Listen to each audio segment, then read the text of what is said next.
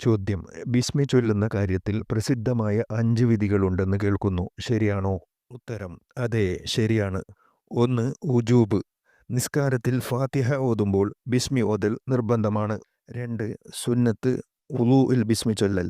അത് വ്യക്തിപരമായ സുന്നത്താണ്. കൂട്ടമായി ഭക്ഷണം കഴിക്കുമ്പോൾ ബിസ്മി ചൊല്ലൽ. അത് സുന്നത്തി കിഫായാണ്. ആരെങ്കിലും ഒരാൾ ചൊല്ലിയാൽ മതിയാകും. ഇണകൾ സംയോഗത്തിൻ്റെ തുടക്കത്തിൽ ബിസ്മി ചൊല്ലൽ സുന്നത്തി കിഫയാണത്. 2-ൽ ഒരാൾ ചൊല്ലിയാൽ മതിയാകും.